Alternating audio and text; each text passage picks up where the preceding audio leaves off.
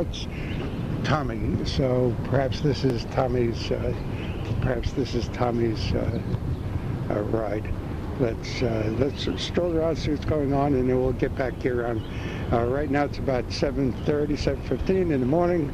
Easter Sunday morning, April 24th, here in downtown Manhattan. Tribeca, triangle below Canal. That's what Tribeca stands for. That's what it is. Let's cut tape, and we'll come back here later on. We're back on. We're right across from the Tribeca Grill. Again, it's Easter Sunday. It's Sunday morning. It's about 7:30, maybe 7:45, and I'm with a gentleman over here, sort of a legend in this area, who's about to give up cigarettes. But we'll find out. Get a little background. Cigarettes. Cigarette Steve. You know the Cigarette Steve, right? Yes. Okay. And why is that? Because I smoke cigarettes. But you pretty much just kind of stroll around. You got a cigarette, so you're doing a lot of that. And I'm doing that because I'm trying to pursue a career after graduating college 5 years ago for 2 degrees.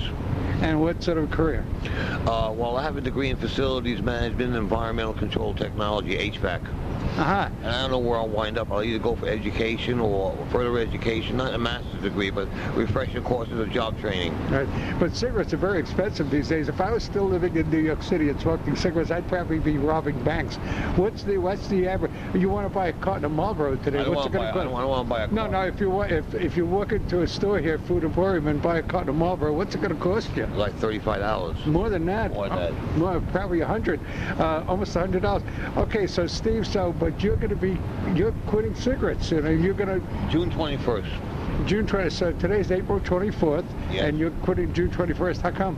Because it's bad for your health. Are you going to be ready on June 20th? How are you going to feel when you go to sleep at night, knowing the next day? Take the patch, the gum, the Nicorette patch, Nicorette gum, and Chantix. And have you tried that before? The patch worked twice. I tried it twice.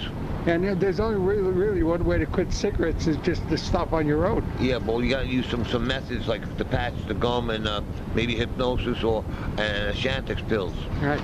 Okay. Now, do you have cigarettes that you don't like?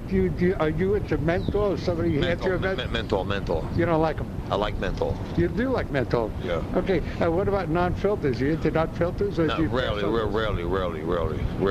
I smoke non-filters.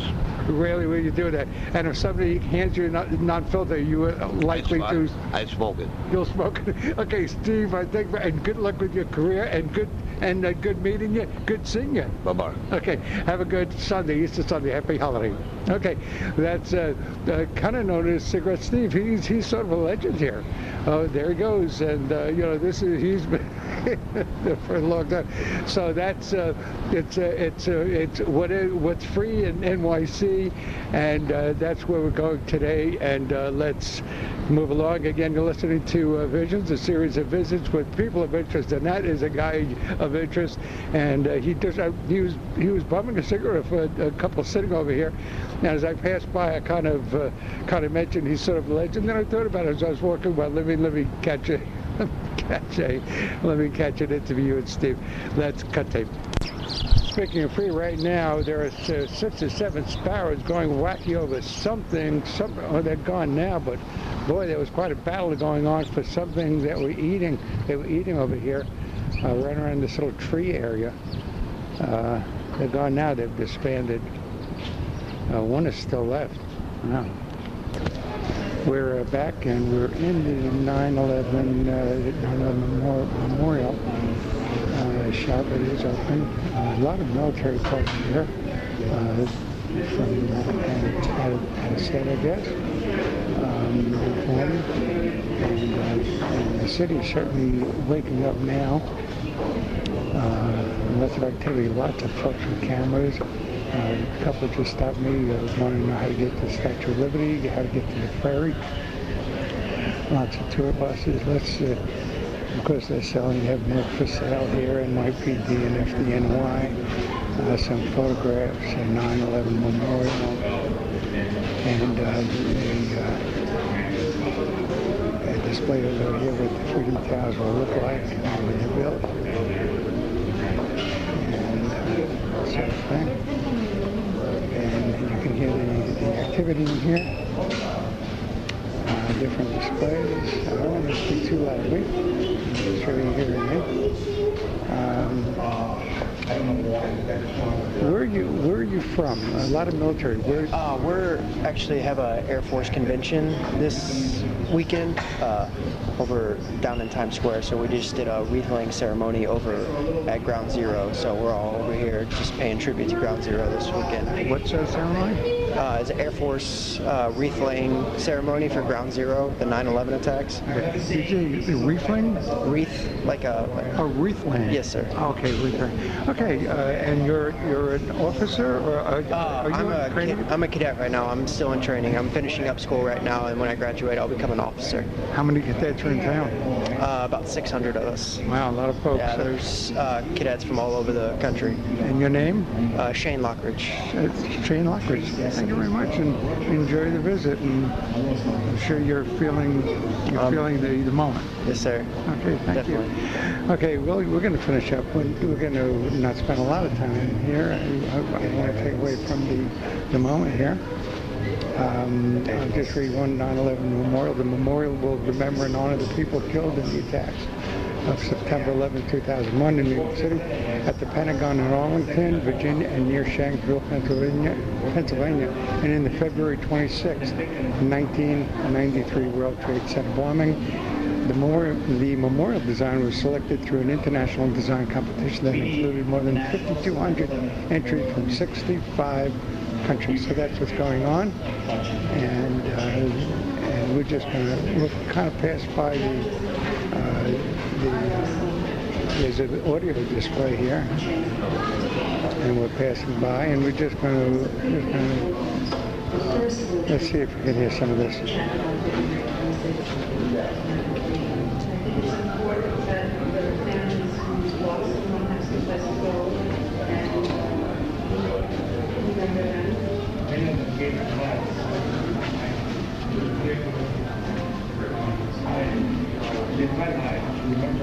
Okay, I guess we're getting some of this.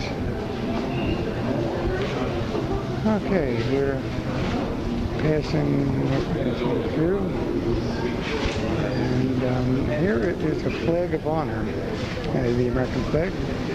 The flag contains the names of those killed in the terrorist attacks of 9/11. Now and forever, it will represent their immortality. We shall never forget them. Okay, that's it. We're just gonna slip out now and move along, and that's it. So be sure to come here again. It's 20 VC Street. I don't know if some folks pronounce it VC, some Vesey. I kind of go with VC Street.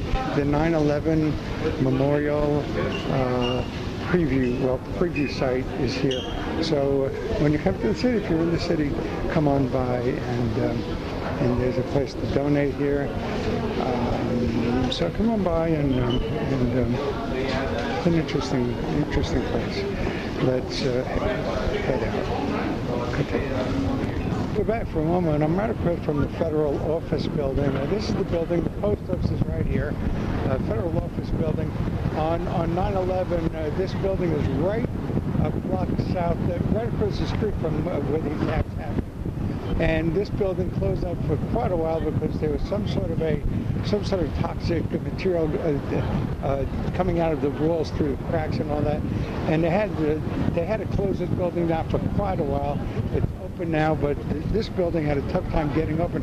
And when I was on 9/11, when it was over, and the end of the day was the end of the day. One of the few structures that was standing was a girder, and of all things, the girder, it's like a cross, like for crucifixion. And I'm just looking at this thing of what says here: the cross at Ground Zero, founded September 13, 2001. That's when it was all over, and they came to look at the destruction. This was standing still, this cross, and it was blessed on October 4th, 2001. Again, founded September 13th, 2 days later, 2001. Blessed October 4th, 2001, temporarily relocated October 5th, 2006, will return to World Trade Center Museum, a sign of comfort for all. And I'll just read, that's sort of like the on the cross kind of etched in there. And then the actual signage here, this steel T-beam was one of several found within the rubble of Building 6 of the World Trade Center 2 days after September 11th, 2001. Almost immediately, it became a symbol of hope, faith, and healing for many rescue and recovery workers searching the World Trade Center for the remains of thousands who perished in the terrorist attacks. The World Trade Center, of course, will be housed in the National September 11th Memorial Museum as a testament to spiritual renewal in the face of tragedy and loss.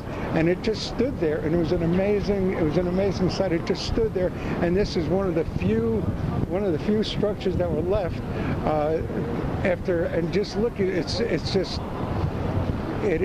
absolutely, it brings, wow, it's amazing just to look. And for some reason, there's a plexiglass container up there with 2 baseballs, and I don't know what those 2 baseballs denote. There's nothing.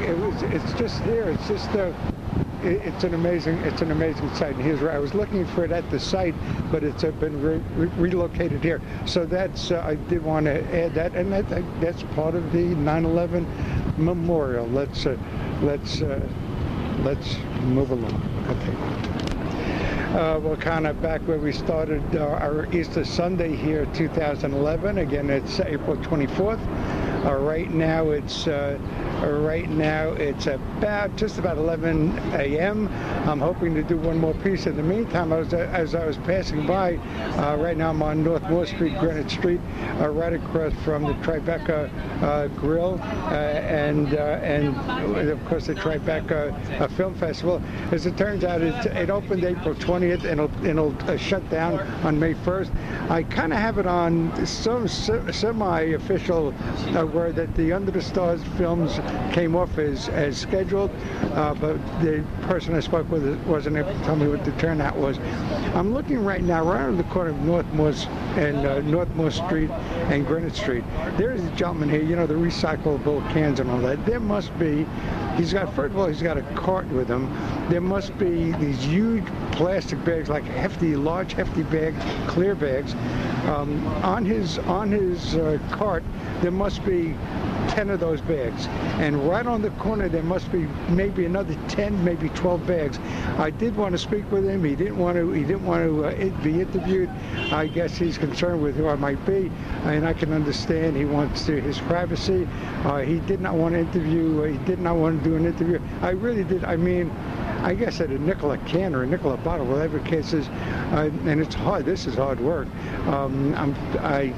And there are a couple of supermarkets here, so I guess that's where he recycles.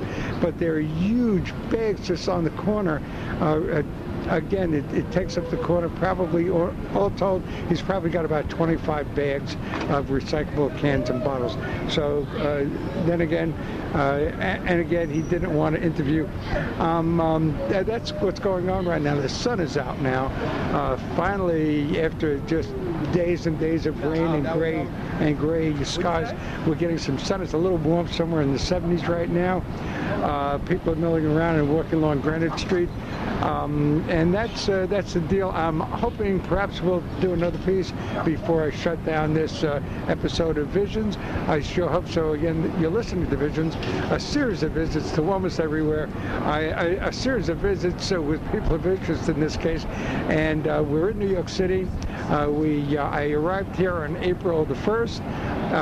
April the 1st, yes, it was, and did some interviews with Gridlock Sam and Lisa Thomas of Tenet Films, a friend of mine, Joy Harold. We had Joy Harold on, Mary Domino, Scared Skinny, Itzy Atkins, of course, an old friend of mine. We had him on, and eventually, I know, of course, Lynn Singer, Voice Works, she's been on, and I'm assuming at this point I've taken everything in order. You've already heard these pieces. On April 26th, which is Tuesday, I will be at the Museum of Sex here in New York City to do a piece at the Museum of Sex, and then on April 27th, I'll head back to South Carolina. So that's the deal. This is New York City Visions, NYC Visions, a component of Visions, a series of visits to almost everywhere, or in this case, I'm going to do that again, take on a series of visits to almost everywhere, or in this case, Visions, a series of visits with people of interest. Let's shut tape now. I'm hoping for one more piece now. If not, I'll come back on to say goodbye. Let's shut tape. That's Tommy. So perhaps this is Tommy's ride. Let's stroll around, see what's going on, and then we'll get back here on. Right now it's about 7:30, 7:15 in the morning. It's a Sunday morning. Hey, Cigarette Steve, you know the Cigarette Steve, right? Yes. Okay, and why is that? Because I smoke cigarettes. But you pretty much just kind of stroll around. You got a cigarette, so you're doing a lot of that. And I'm doing that because I'm trying to pursue a career after graduating college 5 years ago. From the Tribeca Grill. Again, it's Easter Sunday, it's Sunday morning. It's about 7:30, maybe 7:45, and I'm with a gentleman over here, sort of a legend in this area, who's about to give up cigarettes, but we'll find out, get a little background on cigarettes. April 24th here in downtown Manhattan, Tribeca, triangle below Canal. That's what Tribeca stands for. That's what it is. Let's cut tape, and we'll come back here later on. We're back on. We're right across. Degrees. And what sort of career? Well, I have a degree in facilities management and environmental control technology, HVAC. Uh-huh. And I don't know where I'll wind up. I'll either go for education or further education, not a master's degree, but refresher courses of job training. Right. But cigarettes are very expensive these days. If I was still living in